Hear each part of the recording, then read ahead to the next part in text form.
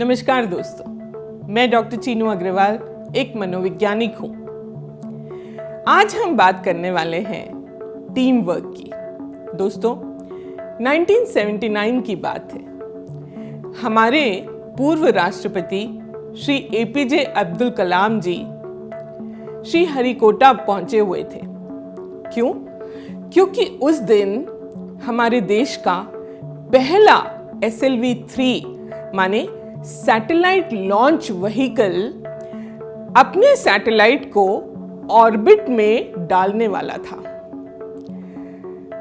Doctor APJ Abdul Kalam उस project के director थे और उनके जो सीनियर थे वो थे बहुत ही विख्यात साइंटिस्ट डॉक्टर सतीश धवन, जो इसरो के डायरेक्टर थे।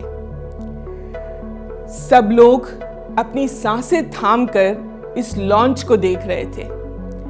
काउंटडाउन शुरू हुआ, 5, 4, 3, 2। पर ये क्या?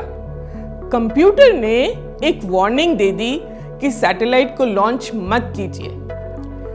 एपीजे अब्दुल कलाम रुके क्योंकि डिसीजन उन्हें लेना था, पर उनके जितने भी साथी वैज्ञानिक थे उन्होंने कहा, नहीं, आप लॉन्च कीजिए, हमें अपने कैलकुलेशंस पर पूरा भरोसा है।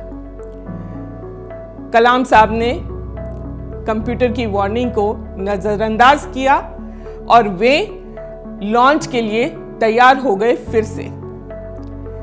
पर लॉन्च सक्सेसफुल नहीं हुआ।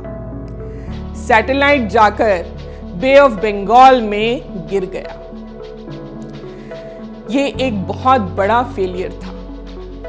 एपीजे अब्दुल कलाम ने उस वक्त सिर्फ सक्सेस देखी थी, सफलताएं चखी थी, पर फेलियर को कैसे हैंडल करना है उन्हें नहीं आता था।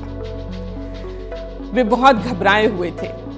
तभी पता चला डॉक्टर सतीश धवन खुद प्रेस कॉन्फ्रेंस में आ गए और मीडिया के सामने रूबरू हुए। उन्होंने कहा, इस फेलियर का सारा श्रेय मुझे जाता है।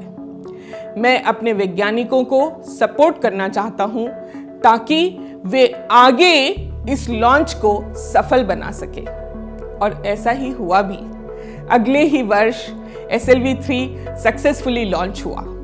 उस वक्त डॉक्टर सतीश धवन अपने ऑफिस में बैठे रहे और उन्होंने कलाम साहब को कहा, आप जाइए और प्रेस कॉन्फ्रेंस अटेंड कीजिए। एपीजे अब्दुल कलाम की आंखों में पानी था।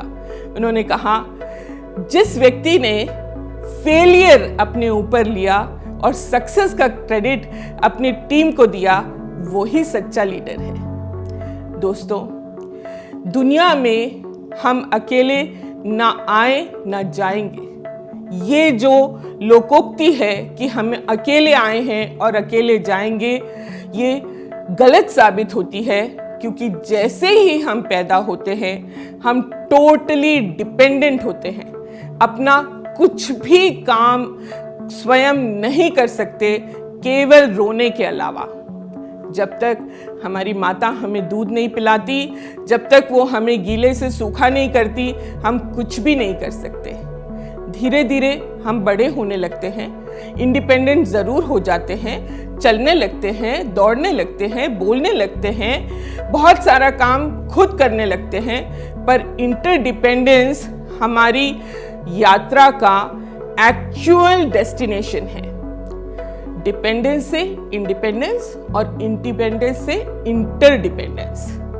ये जो इंटरडिपेंडेंस है, ये हर काम के लिए जरूरी है। चाहे आप स्पोर्ट्स खेलते हो, चाहे आप पढ़ाई करते हो, चाहे आप दुनिया का कोई भी काम करते हो, बिना टीम के सफलता हासिल नहीं होती।